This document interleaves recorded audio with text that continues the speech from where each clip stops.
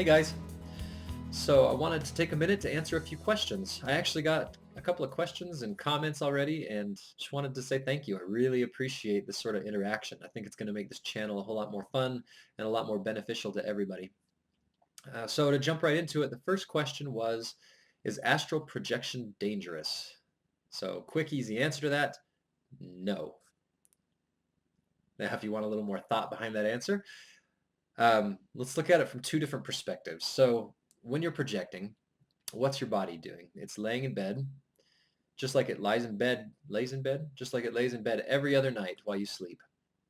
So I think we can all agree sleeping is not dangerous, and therefore physically astral projection, where your body is doing the exact same thing, is not dangerous. So you might say, well, what about the spiritual aspect of things? What about the energetic body aspect of things? What about this the silver cord that I've heard of? What if it gets cut while I'm out? Or what if I can't get back to my body? Or what if a demon comes and possesses my body while I'm gone? So to answer those, the silver cord, that is the one I have the least experience with. Personally, I have never seen or experienced the silver cord. Doesn't mean it doesn't exist. It just means that my experience is lacking in that particular topic. But the general consensus from everybody that I've read, in fact, the consensus across the board, 100% from what I've read, is that this silver cord, and in case you haven't heard of it, this cord is supposed to be sort of a tether between your physical and your astral body, and it works as like a device to transfer energy and to transfer communication, at least from what I've read. So again, my experience in that particular area is lacking. Uh, but the general consensus is that this cord can stretch indefinitely. And I've even read accounts where people have tried to purposely break or cut the cord and were unsuccessful. So I would say that based on the experience of those people who have interacted with the silver cord, I would say that that is not anything to worry about. As far as getting stuck out of your body, all it's going to take is a couple of projections for you to find out that the challenge is actually staying out. Uh, you can always come back, and in fact, more often than not, you can't stay out as long as you want to stay out, and you're pulled back involuntarily. So project a couple of times, and I almost guarantee that that one you can just throw that one right out the door. That one is not a concern. All right, so the third one, I actually debated on whether or not to bring this one up and to answer it because my goal in starting a new channel is not to start offending people, but I'll be honest with you. Can you be possessed by demons while you're out? My answer is I am not a religious person. I don't believe in demons. I've never encountered any demons. Robert Monroe, also not a religious man, projected for over 30 years, never worried or never got possessed. William Buellman, projecting for 20 plus years, never got possessed. All of these people who have decades of experience never talk about getting possessed. Um, One thing that you'll find is that the astral realm or this out of body experience is very, very thought responsive. All it takes is an emotion or a thought of any kind, and something will manifest.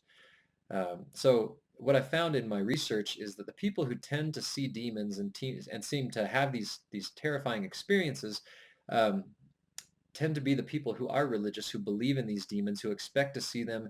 They go into it worried that they're going to see one, and then they do.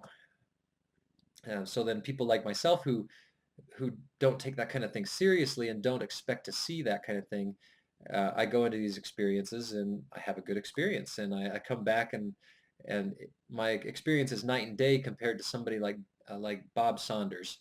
He's a guy on YouTube who regularly talks about the dangers of astral projection and demon possession and things like that. But he's also a very religious man. So nothing against religion, not bashing that at all whatsoever. I just wanted you to keep in mind that the astral realm is a very thought responsive place. So best approached with an optimistic, positive, um, upbeat type attitude that's going to produce positive results rather than going into it with a sense of fear and worry that you're going to run into these troubles. So that is the best answer I can give you on that one. So hopefully that helps. All right, so the second question, is what are your scariest astral projection experiences? So I've just said that astral projection is not dangerous, but danger and fear are two completely different things. So I've had some doozies, is I suppose a good word for it. Near the beginning when I was projecting, there was a time, there was a night, I was laying on my side in bed, putting my body to sleep like I always do. Um, in fact, I'll go into that later, but I actually put my body to sleep every night before I let my mind fall asleep, just as practice, even if I'm not planning on projecting. And in this particular night, I put my body to sleep. The heavy lead blanket feeling kind of rolls up from my feet to my head. Um, the next thing that happens after your body falls asleep is your senses start to shut off. So my ears and my eyes shut off. And the instant that my ears kind of click off and I stop hearing noises in the outside world, I start clearly hearing some footsteps walking across my carpet. And knowing what had just happened, knowing that my ears are now less attuned to the outside world and that everything else in the outside world is very now muffled to non-existent, it was a very strange experience to hear footsteps clearly walking across my carpet. So I'm laying there in bed, knowing that there's nobody in my house that could be walking across my carpet. And then I feel the bed behind me start to sink down a little bit, like somebody's climbing onto it. And at that point, I'm freaking out and trying to keep my breath still, my breath steady, trying to keep my heart rate from going up, telling myself over and over and over again, I'm not in any danger. This is a non-physical experience. Just trying to ride it through to see what this leads to, because this is the first time I'd ever experienced anything like that. And so I'm laying there on my side, and this creature, this being, this something, climbs in bed behind me and puts its arms around me, and I feel the fronts of its knees touching the backs of my knees, so that this thing is spooning me, spooning me in bed, which is such a bizarre thought.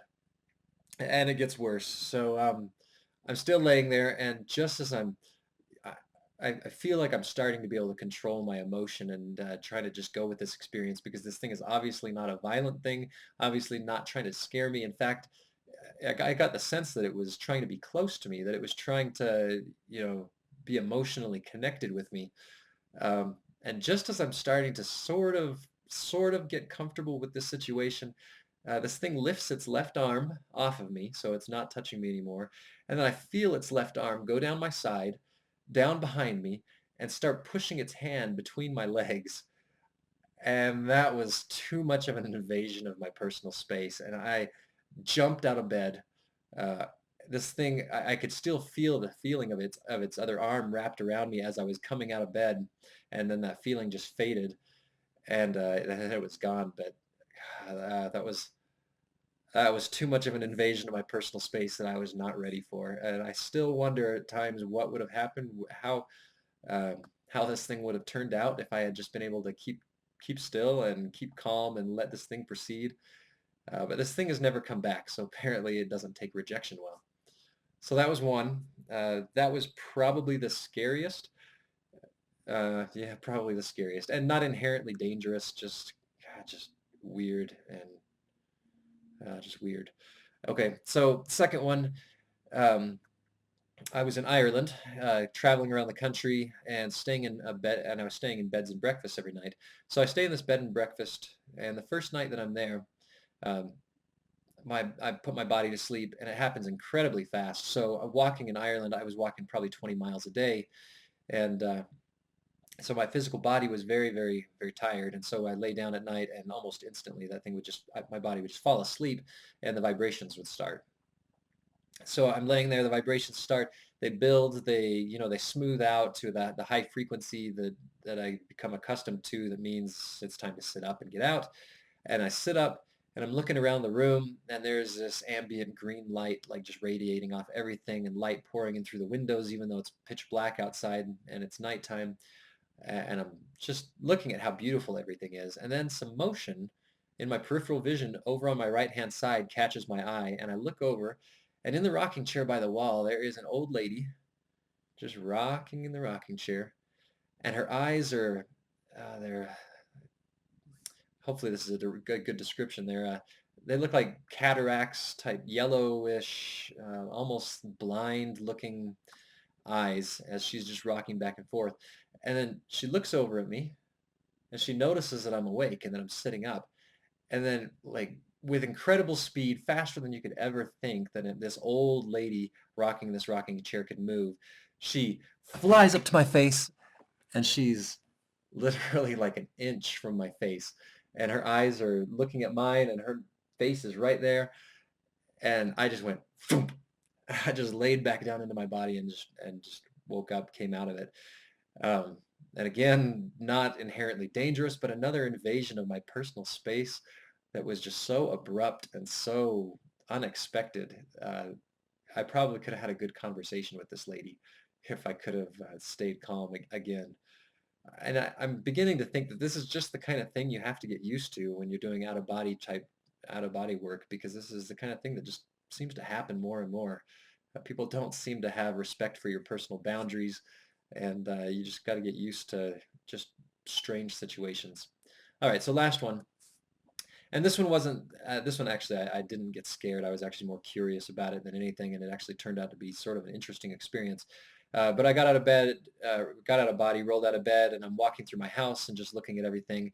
Everything in my house is kind of slanted, kind of askew, like I'm walking uphill, even though I'm going down a flat hallway, which is kind of a strange situation. But I walk past the bathroom, and again, I see motion, and there's something moving around on the floor. So I look in the bathroom, look a little closer, and there's this little creature. He's maybe 2 feet, maybe 2.5 feet tall. No distinct face characteristics, just a flat round face, head shaped sort of like a lopsided boomerang. And I've drawn a picture of this, and I put it on my blog. So if you go to the blog entry down below, you can see sort of a very poor artist rendition of this little creature.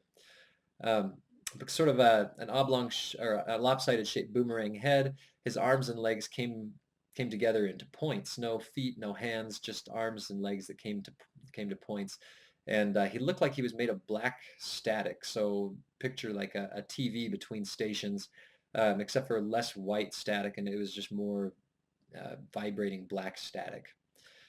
So I sat there and I just looked at him for a minute, and he noticed me watching him. At least that's the impression that I got.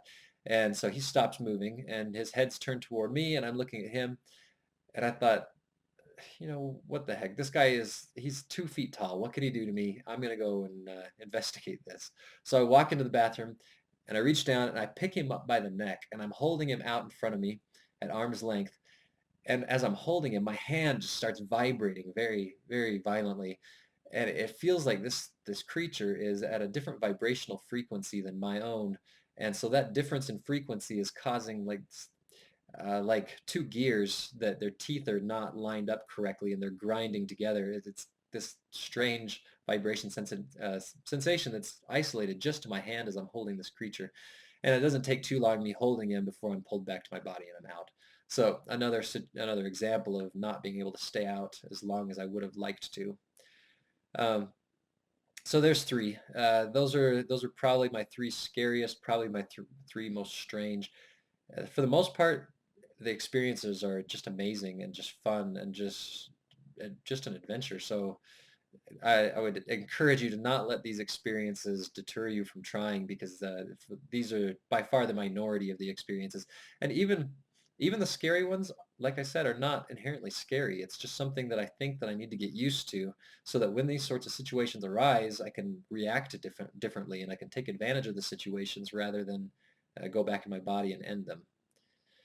So that's it for this one. I thought I'd keep it all around danger and fear and everything, but next, when I get some more questions in, I'll go ahead and make another video and answer those. So please feel free to keep them coming. Please feel free to make comments. Again, blog post is down below. I started a Facebook page. If you're interested in interacting in that sort of social media, then feel free to send me a friend request, or I think you can just follow my page. I'm not a big Facebook user, so it's still new to me. I know that's probably a strange thing to say in this year.